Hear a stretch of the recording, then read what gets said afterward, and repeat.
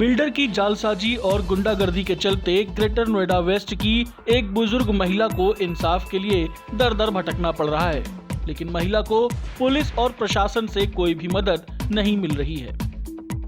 Greater Noida waste की 80 वर्षीय महिला सावित्री श्रीवास्तव का आरोप है कि उन्होंने टेक जोन 4 की जेएम फ्लोरेंस हाउसिंग सोसाइटी में 9 साल पहले 37 लाख रुपए में एक फ्लैट बुक कराया था। सारे पैसे देने के बाद भी बिल्डर महिला को उनके फ्लैट पर कब्जा नहीं दे रहा है, बल्कि बिल्डर के बाउंसर और गुंडे बुजुर्ग महिला को धमका रहे हैं। शिकायत के बावजूद भी बुजुर्ग महिला की पुलिस और प्रशासन की तरफ से कोई मदद नहीं की जा रही है। जेएम फ्लोरेंस वाले मुझे परेशान कर रहे हैं। 9 साल पहले फ्लैट बुक किया था, 37 लाख में दे चुकी हूँ और हम लोगों को फ्लैट नहीं दे रहे हैं और बाउंसर से डरा धमका रहे हैं और पुलिस भी कोई मदद नहीं कर रही है। उन्होंने मेरे फर्जी दस्तखत भी किए हैं। प्लीज़ आप मेरी मदद कीजिए, मेरा मकान मुझे दिलवा दीजिए। ग्रेटर नोएडा वेस्ट की मेफेयर रेजिडेंसी में यूपी रेरा और बिल्डर की मिली भगत सामने आने के बाद बिल्डर की मनमानी और भी ज्यादा बढ़ती जा रही है, जिसके चलते सोसाइटी निवासियों को सोसाइटी में रहना और भी मुश्किल होता जा रहा है। सोसाइटी निवासियों का आरोप है कि बिजली भुगतान समय से करने के बाद भी बिल्डर द्वारा भुगतान की राशि को स्वीकृत नहीं किया जा रहा है और लोगों पर जबरन पेनाल्टी लगाई जा रही है। गौरतलब है कि सोसाइटी में बिल्डर द्वारा बिजली के अवैध कनेक्शन से सभी परिवारों को बिजली सप्लाई की जा रही है। ग्रेटर नोएडा वेस्ट की अजनारा ली गार्डन हाउसिंग सोसाइटी में बिल्डर और यूपी रेरा के भ्रष्टाचारों के खिलाफ सोसाइटी निवासियों के अनिश्चितकालीन धरना प्रदर्शन को 83 दिन हो गए हैं। सोसाइटी निवासियों का कहना है कि लाखों रुपए देने के बाद भी बिल्डर ने घर अधूरा छोड़ दिया और अब इन अधूरे निर्माण के पूरा होने की उम्मीद भी नहीं है। अपनी जिंदगी भर की कमाई लगाने वाले लोगों के खुद के घर का सपना अजनारा बिल्डर की लूट और यूपी रेरा के भ्रष्टाचार की भेंट चढ़ गया है, लेकिन शासन प्रशासन द्वारा अभी तक अजनारा बिल्डर के खिलाफ कोई कार्रवाई नहीं की जा रही है। ग्रेटर नोएडा के सूरजपुर साइट सी की हाउसिंग एक्सटेंशन स्थित शिवालिक होम्स सोसाइटी के निवासियों को बीते काफी समय से गंभीर वायु प्रदूषण के चलते काफी समस्याओं का सामना करना पड़ रहा है। ये वायु प्रदूषण सोसाइटी के सामने मौजूद मिक्सिंग प्लांट से निकलने वाले धूल और धुएं के चलते हो रहा है। सोसाइटी और आसपास रहने वाले स्थानीय निवासियों की शिकायतों के बावजूद भी प्रशासन द्वारा प्लांट संचालकों पर ना तो कोई कार्रवाई की जा रही है और ना ही प्रदूषण नियंत्रण संबंधी कोई दिशा निर्देश दिए गए हैं, जिसके चलते लोगों में खासी नाराजगी दिखाई दे रही है। 8वें अंतर्राष्ट्रीय योग दिवस के मौके पर एथोमार्ट चैरिटेबल ट्रस्ट EMCT की ज्ञानशाला में योग दिवस मनाया गया, जिसमें 3 से 12 साल तक के बच्चों ने भाग लिया। इस योगाभ्यास कार्यक्रम का शुभारंभ बच्चों द्वारा गायत्री मंत्र के साथ किया गया और शॉर्ट एक्सरसाइज, सूर्य नमस्कार, वज्र आसन, भुजंग और सर्प आसन, प्राणायाम और हास्य आसन जैसे योग करवाए गए। इसके साथ ही बच्चों के लिए जलपान की व्यवस्था भी करवाई गई। EMCT की संस्थापक रश्मि पांडे ने बताया कि ज्ञानशाला के करीब 100 बच्चों ने इस कार्यक्रम में भाग लिया।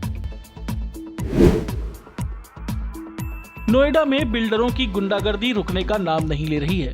सेक्टर 78 स्थित सनशाइन हेलियोस सोसाइटी में प्रदर्शन के दौरान बिल्डर के गुंडों ने AOA के अध्यक्ष कर्नल GS सिद्धू की पिटाई कर दी, जिसके चलते सोसाइटी में काफी देर तक हंगामा रहा। बाद में पुलिस ने मौके पर पहुंचकर लोगों को शांत किया। सोसाइटी में रहने वाले 380 परिवारों के घरों की रजिस्ट्री अभी तक नहीं हो सकी है और सोसाइटी में आए दिन लिफ्ट खराब हो जाती है, जिसके चलते सोसाइटी निवासी बिल्डर के खिलाफ विरोध प्रदर्शन कर रहे थे। ग्रेटर नोएडा वेस्ट के गौर सिटी 2 स्थित दिव्यांश फ्लोरा सोसाइटी में इस शनिवार को सुंदरकांड पाठ का आयोजन किया गया है।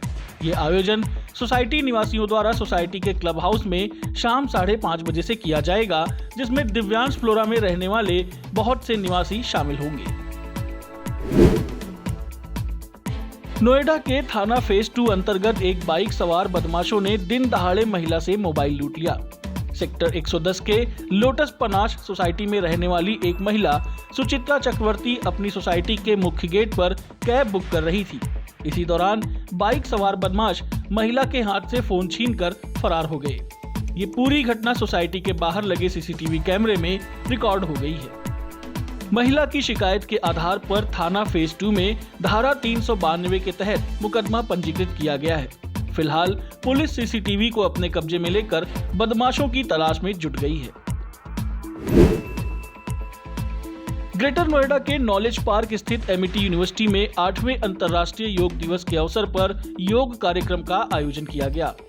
योग सत्र का संचालन प्रसिद्ध योग गुरु लोकेश जी द्वारा योगा प्रोटोकॉल में किया गया, जिसमें यूनिवर्सिटी के प्रोफेसरों समेत सभी छात्र शामिल हुए।